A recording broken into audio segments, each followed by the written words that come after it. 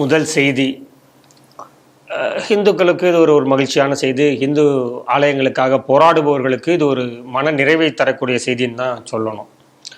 சுமார் ஒரு 213 கோடியான மதிப்புடைய கட்டுமானங்களுக்கு தமிழக அரசே தடை வைத்திருக்கு. அதாவது கோவில் நிதியிலேருந்து எடுத்து இந்த காலேஜ் கட்டுறது, ஸ்கூல் கட்டுறது, கமர்ஷியல் பில்டிங் கட்டுறது, கல்யாண மண்டபம் கட்டுறது, இதெல்லாம் வேணாம். கோவில் நிதியிலேருந்து அதெல்லாம் எடுத்து பண்ணாதீங்க. கோவில் நிதி அந்த கோவில் தொடர்பான புண்ணிய காரியங்களுக்கு மட்டுமே பயன்படுத்தப்படும் அப்படின்னு சொல்லிட்டு தமிழக அரசு, தாவேக அரசு ஒரு முடிவு எடுத்திருக்கிறது. இந்த செய்தி எப்படி பார்க்குறீங்க? சொல்கிற மாதிரி இந்த நடவடிக்கை, இந்த உத்தரவு பிறப்பித்த தாவேக அரசை நம்ம பாராட்டலாம். ஆனால் அடுத்தடுத்து எப்படி போகிறாங்கங்கிறத ஒரு எச்சரிக்கையோடையே அந்த நம்மளுடைய பாராட்டுதலில் சொல்லலாம். ஆனால் அப்போ நீங்கள் திமுகவின் 2.0 அப்படிங்கிறத மறுக்க மாட்டீங்க தாவேகா? போக பார்ப்போங்கிறேன். ஏன்னா இப்போ ஆரம்பத்தில் அவர் ரமேஷ் ஆய்வு மேற்கொண்டார்.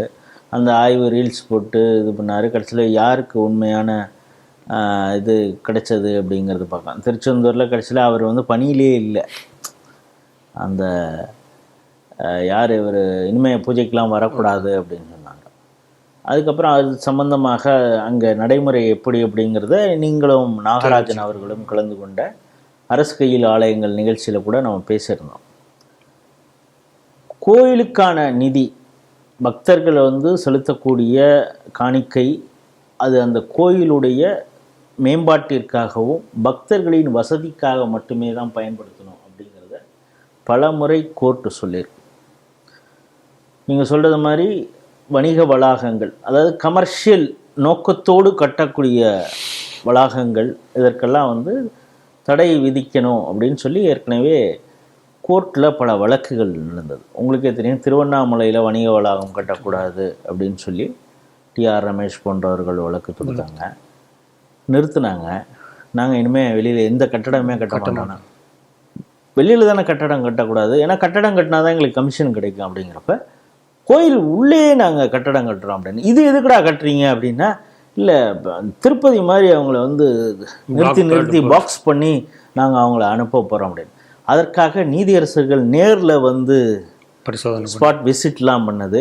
அதில் அரங்காவலருங்கிற போர்வையில் ஒரு திமுக காரர் போகிறப்ப அவரை ORER கேட்டது, ஓன்ட்ட ஏதாவது நாங்கள் கேள்வி கேட்டோம்மா, நீ எதுக்கு எங்களுக்கு பில் சொல்லிட்டு இருக்கேன்ல. அவர் ஒரு காவல் அதிகாரி அடித்தவரும் கூட. ஆமாம், பெண் காவலர் அதிகாரி. அதனால் நீ எல்லாம் கிளம்பியான்னு அப்போ ஜட்ஜு சொன்னதெல்லாம் இருக்கும்.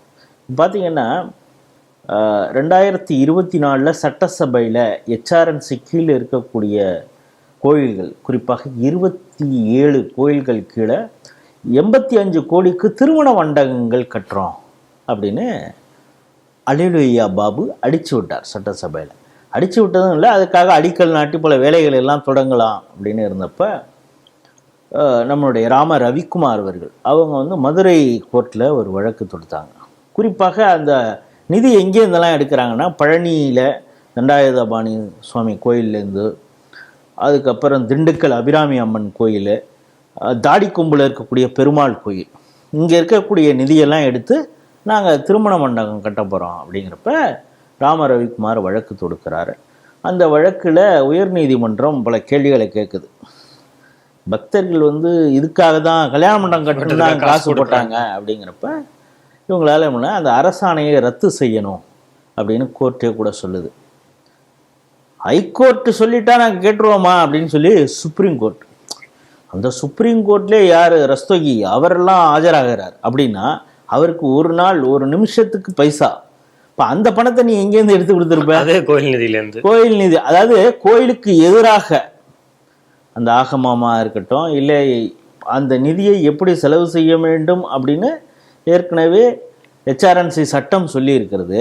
அந்த சட்டத்தை மாற்றி புதுவிதமாக நீங்கள் கொண்டு வரீங்க சில விஷயத்த. அது குறித்து சுப்ரீம் கோர்ட்டுக்கு ஹைகோர்ட்டு தீர்ப்பு கொடுக்குது, நீ பண்ணது தப்புடான்னு. இதை எதிர்த்து நீங்கள் சுப்ரீம் கோர்ட்டு போகிறீங்க. சுப்ரீம் கோர்ட்டில் பெரிய பெரிய வக்கீலை வச்சு வாதாடுறீங்க. சாதாரண ராம ரவிக்குமார் அவர் போட்ட, இங்கே ஒரு பக்தராக அவர் போட்ட ஒரு வழக்குக்கு நீங்கள் சுப்ரீம் கோர்ட்டு போய் அட்டார்னி ஜெனரலாக இருந்தவர், சொலிசிட்டராக இருந்தவரெல்லாம் கூப்பிட்டு அழைச்சி வச்சு அவரை நீங்கள் வழக்கு போடுறீங்க அப்படின்னா அவருக்கு எவ்வளோ செலவு பண்ணீங்க? அதையும் கோயிலுக்கு எதிராக ஒரு தீர்ப்பு வருவதற்காக கோயில் நிதி எடுத்து நீங்கள் சொல்ல எப்படி திருப்புறம் தீபத்தூண் விவகாரத்துல தீபம் ஏற்றக்கூடாது அப்படின்னு இந்த ஹெச்ஆர்என்சி சார்பா முருகனுக்கு 2 பொண்டாட்டின்லாம் பேசினார்ல ஜோதி, அவருக்கு எங்கேருந்து சம்பளம் கொடுத்துருப்பாங்க?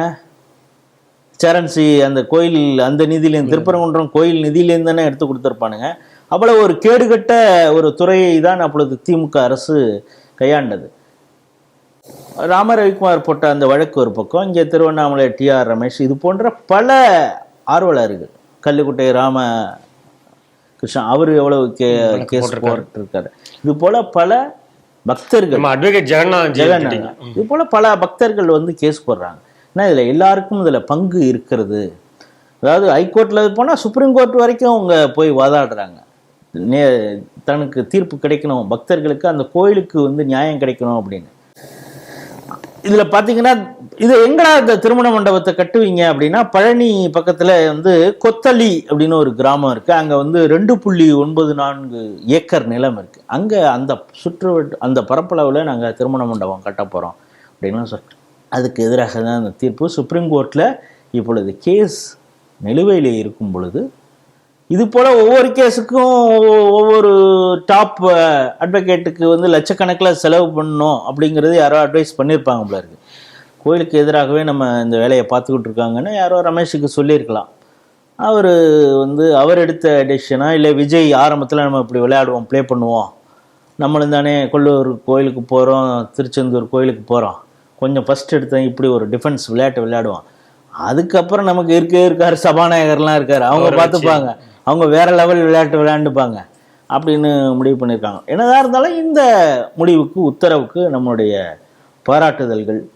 பக்தர்களுடைய வசதிக்கு மட்டுமே கோயிலுடைய நிதி பயன்படுத்த வேண்டும் அப்படிங்கிறது ரொம்ப தெளிவாக கோர்ட்டு சொல்லியிருக்கிறது. அதன் அடிப்படையிலே தான் நம்ம கோர்ட்டோட எல்லாத்துலேயும் நம்ம வந்து முரண்டு பிடிக்க வேண்டாம் அப்படின்னு தாவேக்கா நினைச்சிருக்குது. இந்த முதற்கட்ட இந்த உத்தரவிற்கு நம்முடைய பாராட்டுதல்கள்.